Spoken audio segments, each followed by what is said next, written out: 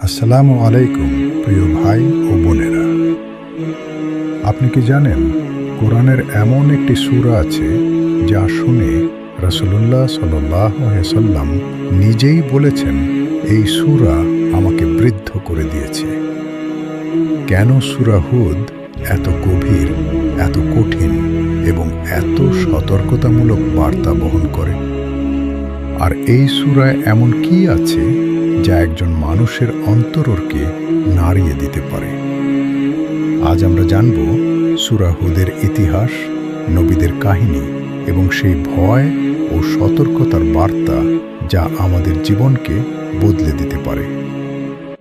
আপনাদের সবাইকে স্বাগতম আমাদের ইসলামিক চ্যানেল শেষ ঠিকানাতে, যেখানে আমরা কোরআন ও হাদিসের আলোকে এমন বিষয়গুলো নিয়ে আলোচনা করি যা আমাদের জীবনকে সুন্দর, নিরাপদ এবং আখিরাতমুখী করতে সাহায্য করে।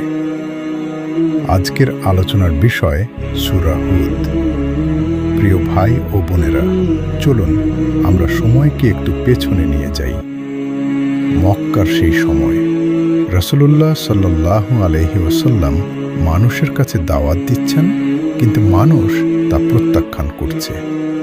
নির্যাতন বাড়ছে, অস্বীকার বাড়ছে, আর সামনে কোনো সহজ পথ দেখা যাচ্ছে না। ঠিক এই কঠিন সময়েই আল্লাহ তাআলা নাজিল করলেন সূরা হুদ। সূরা হুদ হল কোরআনের 11 নম্বর সূরা। এতে রয়েছে 123টি আয়াত। উলামায়ে তাফসিরের মতে এটি একটি মাক্কি সূরা। এই সূরার নাম এসেছে হযরত হুদ আলাইহিস সালামের নাম থেকে, যিনি তার জাতিকে সতর্ক করেছিলেন। ইমাম ইবনে কাসির রহমতুল্লাহি আলাইহি বলেন, এই সূরার মূল বার্তা হল সত্যের উপর অটল থাকা এবং আল্লাহর শাস্তির ব্যাপারে সতর্ক থাকা। প্রিয় ভাই ও বোনেরা, এই সূরার শুরুতেই আল্লাহ তাআলা কোরআনের গুরুত্ব এবং সত্যতা তুলে ধরেছেন। তারপর মানুষকে আহ্বান করেছেন তারা যেন শুধুমাত্র আল্লাহর ইবাদত করে। এরপর শুরু হয় একটি ইন্টেন্স ধারাবাহিক কাহিনী।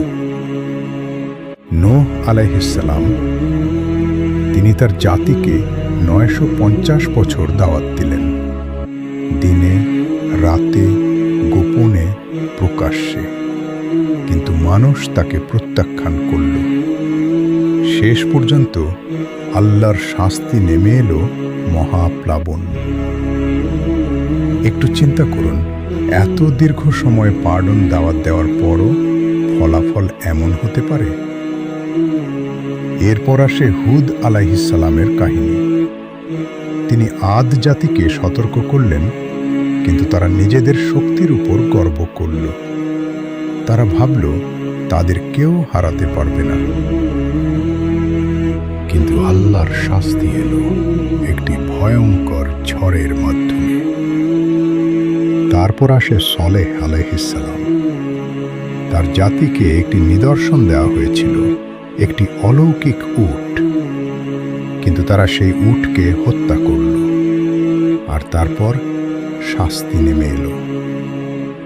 এরপর লূত আলাইহিস সালাম, তার জাতির অশ্লীলতা, অন্যায়, তিনি তাদের সতর্ক করলেন, কিন্তু তারা তাকে উপহাস করল।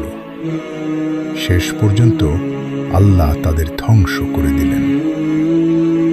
এরপর শুআয়ব আলাইহিস সালাম, তিনি তার জাতিকে সততা শেখালেন, বিশেষ করে ব্যবসায়, কিন্তু তারা প্রতারণা চালিয়ে গেল, আর তাদের উপরও শাস্তি নেমে এলো।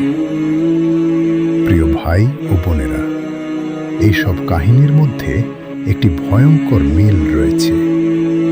নবীরা সতর্ক করেন, মানুষ অহংকার করে, তারপর শাস্তি আসে। ইমাম তাবারি রহমতুল্লাহি আলাইহি বলেন, এই সূরার উদ্দেশ্য হল মানুষকে ভয় দেখানো, যাতে তারা সত্যের পথে ফিরে আসে। এই কারণেই এই সূরাটি এত ইন্টেন্স। রাসূলুল্লাহ সাল্লাল্লাহু আলাইহি ওয়াসাল্লাম বলেছেন, সূরা হুদ আমাকে বৃদ্ধ করে দিয়েছে। উলামায়ে কেরাম বলেন, এর কারণ হল এই সূরার মধ্যে যে সতর্কতা এবং দায়িত্বের কথা বলা হয়েছে তা অত্যন্ত ভারী।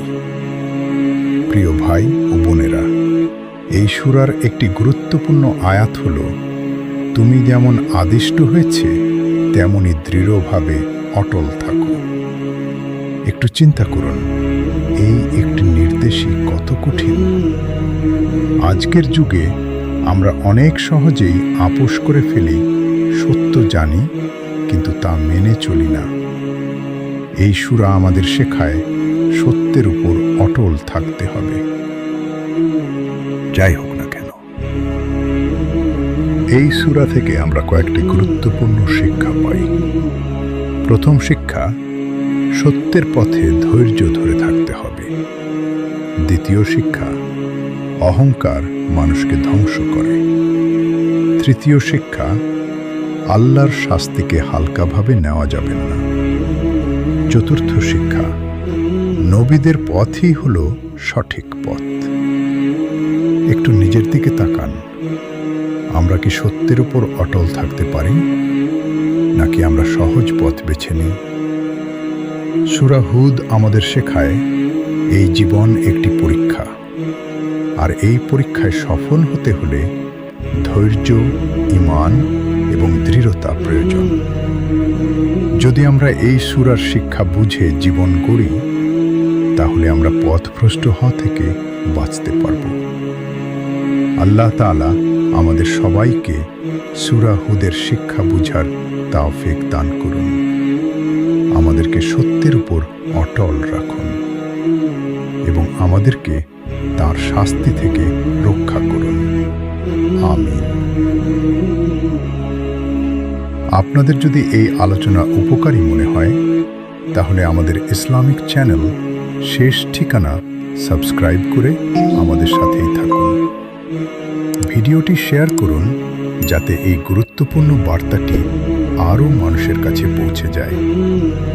আসসালামু আলাইকুম ওয়া রাহমাতুল্লাহ।